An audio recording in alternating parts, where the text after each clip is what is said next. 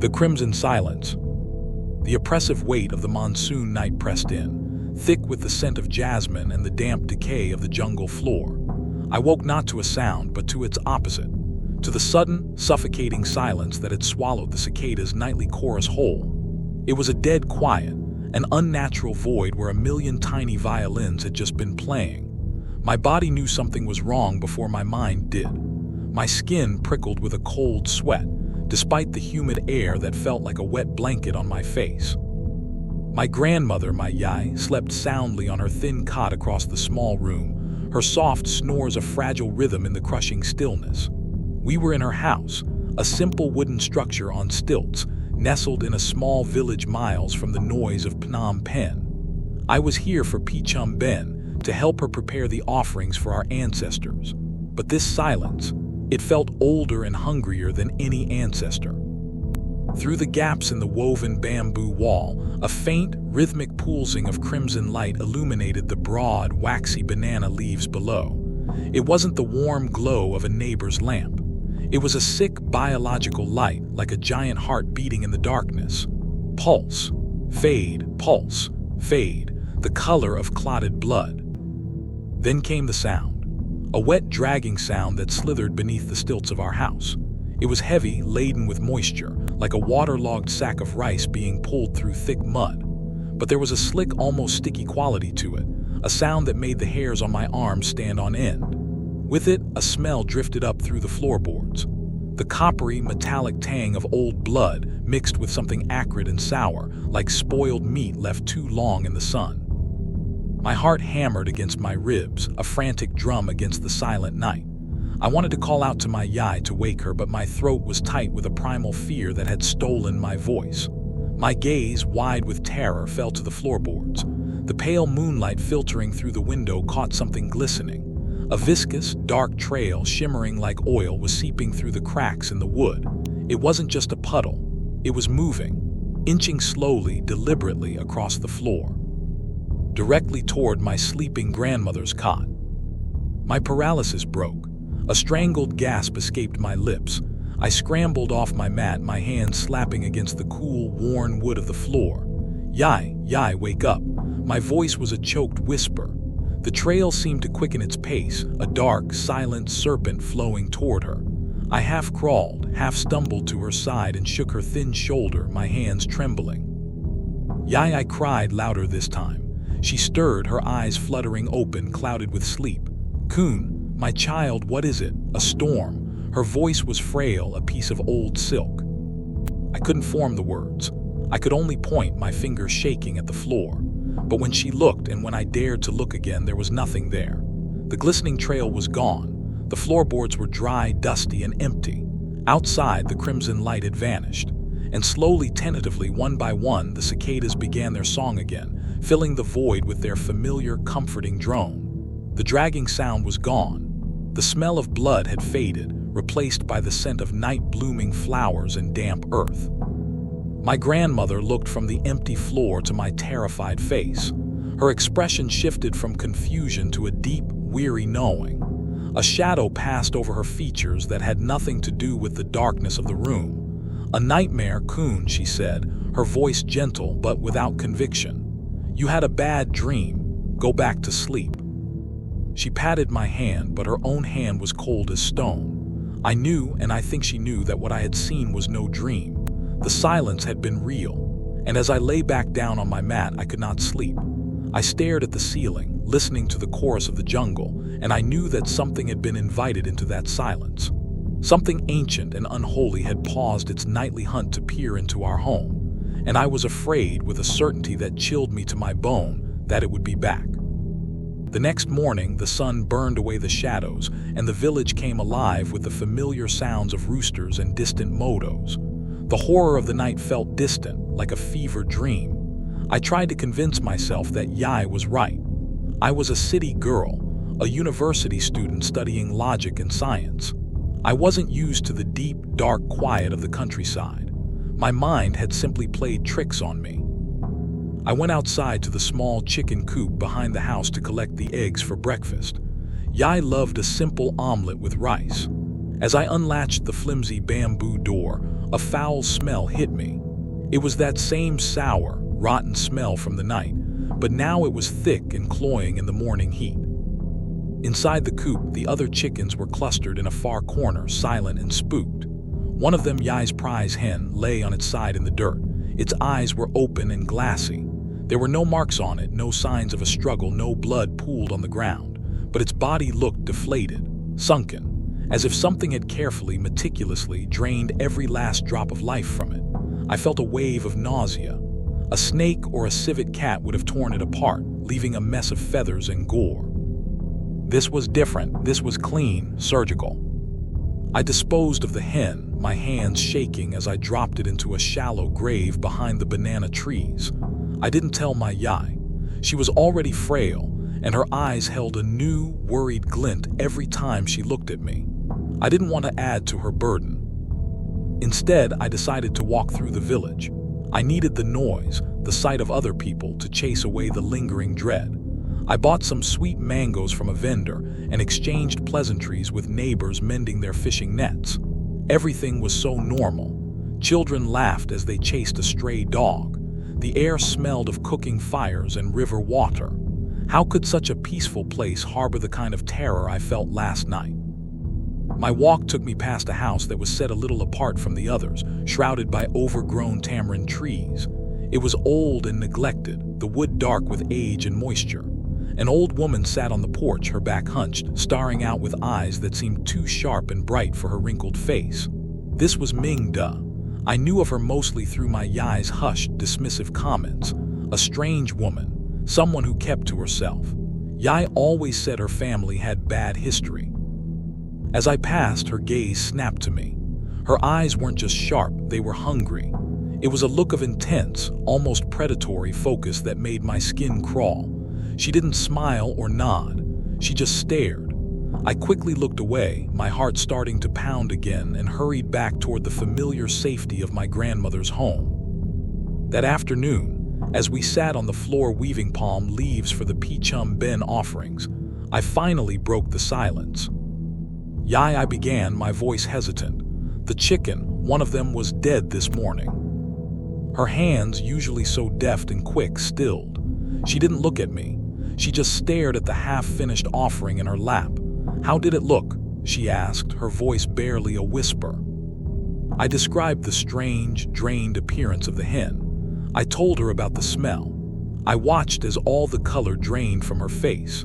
She set the palm leaves aside, and her hand went to a small, worn pouch she wore around her neck. "We must be careful, Kun," she said, her eyes finally meeting mine. They were filled with a fear so profound it terrified me more than anything I had seen. "There are things that walk in the night. Old things. They get hungry when the moon is dark, and Pichum Ben is a time when the veil between worlds is thin. Spirits are close. Not all of them are our loving ancestors." "What things, Yai? What are you talking about?" My modern mind was fighting it, searching for a rational explanation, but my gut was screaming at me to listen. She took a deep breath. She told me a story, one I had heard in fragments as a child but had always dismissed as village superstition. A story about the a spirit, she said, born from a woman who meddled with dark magic, a sorcery that went wrong. During the day, she lives as a normal person, often appearing sickly and weak. But at night, her head detaches from her body, her glowing entrails dangling beneath it as she floats through the darkness, searching for blood, for raw meat, for the filth of afterbirth. She is a scavenger of life, cursed with an eternal, gruesome hunger. The image she painted was so grotesque, so impossible, that I felt a hysterical laugh bubble in my throat. But one look at her face, at the absolute belief etched into every line, and the laugh died. "The crimson light," I whispered, "the dragging sound." Yai nodded slowly. "Those are her entrails glowing with unholy magic, dragging through the mud and leaves as she hunts. She is drawn to the sick, the elderly, and the very young. Their life force is easiest to steal." A cold dread washed over me as I thought of her, sleeping so peacefully in her cot. I thought of the viscous trail moving toward her. It hadn't been a random visit. It had a target. But why here? Why us? I asked, my voice trembling. Yai's gaze flickered for a moment toward the overgrown house of Ming Da. Karma Kun is a long thread. It can stretch across generations. Some debts are not easily paid. She wouldn't say more, but the implication hung heavy in the air. The bad history she had mentioned, a feud, a curse, a debt that was now coming due. That night I did not even try to sleep. I sat on my mat, my back pressed against the wall, watching my grandmother. Every creak of the house, every rustle of the leaves outside sent a jolt of adrenaline through me. Yai had done what she could. She had taken branches from a thorny bush and placed them in the windows and under the house. The op, she said, fears thorns. They can snag and tear its trailing organs. It was a fragile defense against such an unearthly horror. The silence fell sooner this time. It descended just after midnight, a sudden heavy blanket that smothered the night. My breath hitched in my chest. I waited, and then I saw it. The pool's crimson glow back again, staining the banana leaves in its sickening light. It was closer this time, much closer. The wet, dragging sound started, and it was louder, more urgent. I could hear the slick slithering sound directly beneath me, just under the floorboards. The coppery smell of blood filled the room, so thick I could almost taste it. I wanted to scream, but my throat was closed tight. I forced myself to look at the cracks in the floor. The glistening trail began to seep through again, darker and thicker than before. It moved with a terrifying purpose, but it wasn't heading for my grandmother. This time, it was inching slowly, deliberately toward me. It knew I was awake. It knew I was watching, and it had changed its target. My mind went blank with terror. The creature, the op, was toying with me. It was showing me that its hunger was not just for the weak, but for the terrified. The stories Yai told me flooded my mind. It was a hunter. It savored the fear of its prey. I scrambled backwards, my body hitting the bamboo wall with a thud. The trail stopped, as if sensing my movement. The pool's light outside flared, becoming brighter. I could almost feel a malevolent intelligence radiating from it, an ancient, hateful consciousness. I looked at Yai. She was still asleep, but her breathing was shallow, her face pale in the moonlight. The creature's presence was draining the very air from the room, making it thin and cold. The thorns we had placed felt like a child's pathetic ward against a tidal wave. They wouldn't be enough. Not tonight. My eyes darted around the small room, searching for a weapon, for anything. There was nothing but our sleeping mats, a small clay water pot, and the basket of offerings we had prepared. Offerings for the ancestors. A thought, desperate and wild, sparked in my mind. Pichum Ben was a time for spirits, a time of connection. The dragging sound intensified and was joined by a new noise. A soft, wet scratching against the wooden stilts of the house. It was trying to climb. Yai, I whispered, shaking her again, my voice raw with panic. Yai, it's here. It's trying to get in. Her eyes shot open, and this time there was no confusion. There was only pure, unadulterated fear. She saw the look on my face, saw where my eyes were fixed on the floor, and she knew. She pushed herself up, her frail body trembling with effort. The offerings, Kun, she rasped. Bring the offerings. I didn't understand, but I obeyed. I grabbed the woven tray. On it were portions of rice, sweet cakes, and the fruits I had bought that morning, a meal for the dead. The scratching grew louder, more frantic. I could hear the splintering of wood. The thorns were being torn away. Yai stumbled to the small altar in the corner of the room, a simple shelf with a faded photograph of my grandfather and a brass Buddha statue. She lit a stick of incense, her shaking hands making the flame dance wildly. The sweet, holy smell of sandalwood began to fill the room, a fragile shield against the stench of decay from outside. Chant with me, she commanded. She began a low, humming prayer in Pali, the ancient, sacred language. I didn't know the words, but I followed her melody, my voice a quavering, terrified hum. We were appealing to our ancestors, to the protective spirits of the land, to anything that might hear us. A loud crack echoed from below, and then a sickening, tearing sound. One of the floorboards near the edge of the room splintered and broke.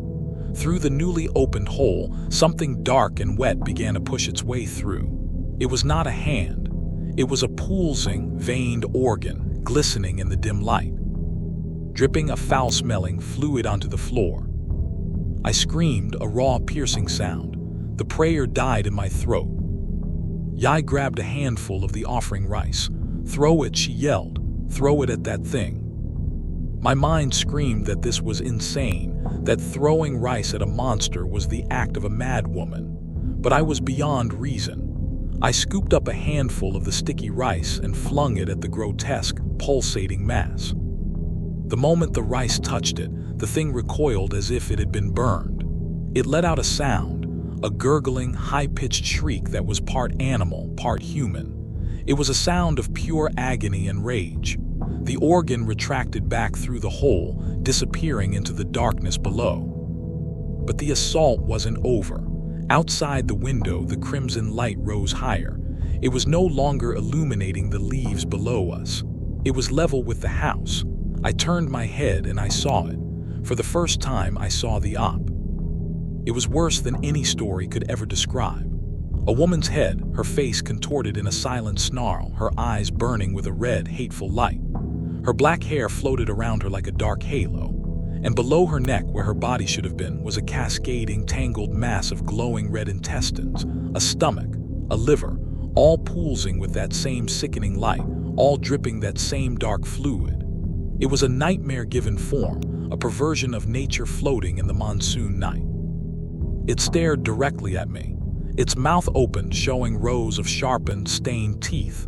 It knew my name, my fear, my soul. It had come for me. The sight of it broke something inside me.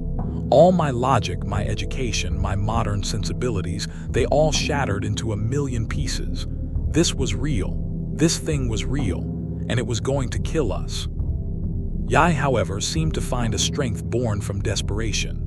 She grabbed my arm, her grip surprisingly strong, and pulled me toward the center of the room, away from the walls. She continued her chant, her voice growing louder, more defiant. She was placing herself between me and the creature. The op drifted closer to the woven bamboo wall, its terrible face pressing against the gaps. I could see its eyes clearly now, burning with a cold, ancient malice. It was Mingda's face, but twisted, elongated, made monstrous by the curse that possessed it. The creature's shriek echoed again, this time a sound of frustration. The incense, the prayers, the offerings, they were creating some kind of spiritual barrier, a shield it could not easily penetrate. But I could feel it testing the boundary, pushing against it with the sheer force of its hatred. The air grew thick and heavy, and the small candle flame on the altar flickered and guttered as if in a strong wind. "Yai, no," I cried, realizing what she was doing.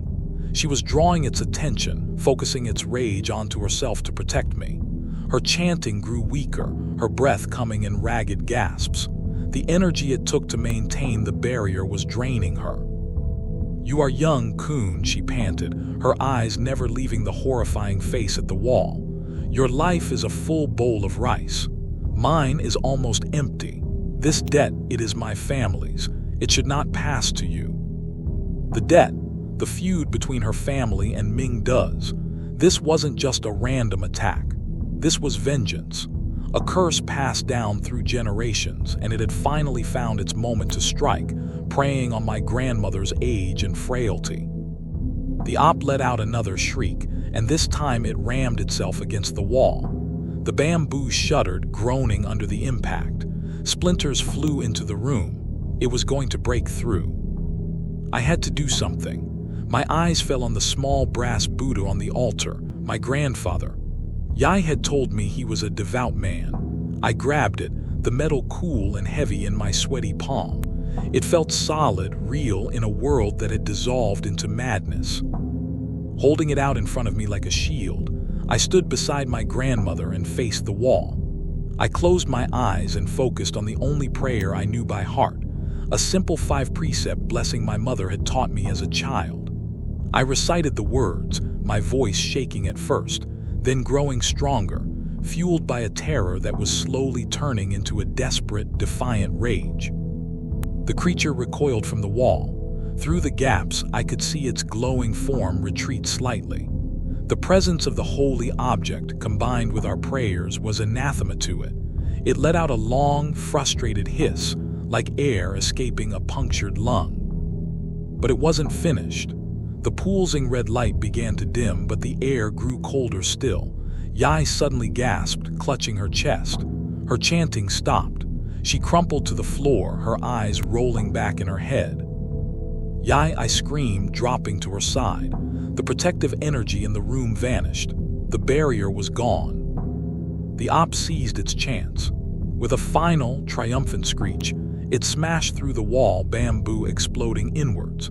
Its horrifying head and dangling organs floated into our home, filling the small space with its stench and its terrifying, bloody light. It ignored my grandmother's still form on the floor. Its burning eyes were fixed on me. It drifted closer, its entrails dragging across the floor, leaving that foul, glistening trail in their wake. It opened its mouth, and a voice, layered and ancient, echoed in my mind.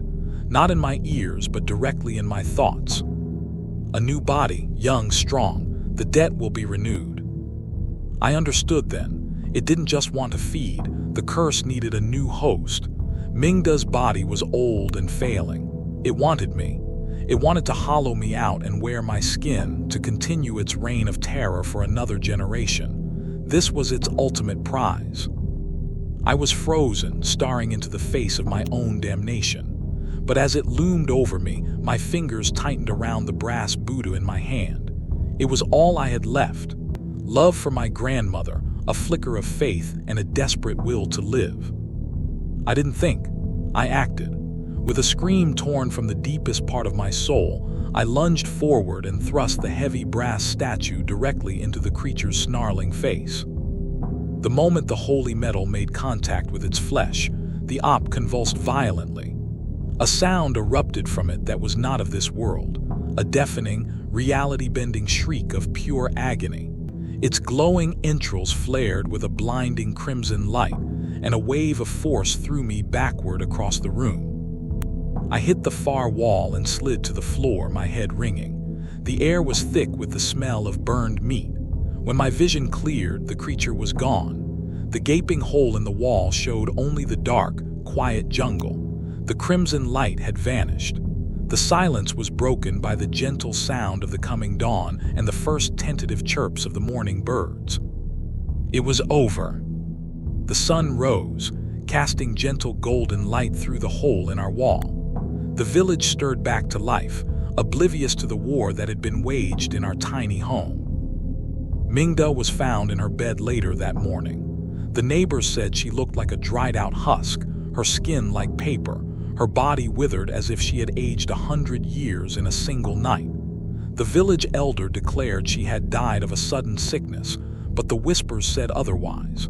They said an old debt had finally been paid in full. My Yai, she never woke up. She passed away peacefully on the floor of her home, a faint smile on her lips. She had spent the last of her life force protecting me, settling the karmic account of our ancestors. She had refused to let the curse pass to me. I returned to Phnom Penh a few days after the funeral, my heart a hollow space in my chest. I tried to slip back into my old life, to the noise and lights and logic of the city. I tried to tell myself it was a shared delusion, a waking nightmare brought on by grief and the oppressive atmosphere of the countryside. But some nights when the city grows quiet in the deep hours before dawn, I feel it. A sudden, unnatural silence descends upon my apartment. The familiar hum of the refrigerator, the distant traffic, it all just stops. And sometimes in the reflection of my darkened window, I see it. A faint, rhythmic pulsing of crimson light. I don't know if I wounded the creature or just angered it. I don't know if the curse died with Ming De and my grandmother, or if, untethered from its host, it now drifts through the world, hunting for the one who fought back. The debt was supposed to be paid, but I have a terrible feeling that the op does not honor such agreements. I think it is patient. I think it remembers me, and I believe it has followed me from the village. So if you are ever in a quiet place on a dark night and the familiar chorus of the insects suddenly falls silent, do not be comforted. Do not think it is peaceful. The silence is not an absence of sound. It is a presence. It is the sound of a predator holding its breath right before it strikes. And you should pray that its hunger is not for you, because some debts are never truly paid. They are just passed on.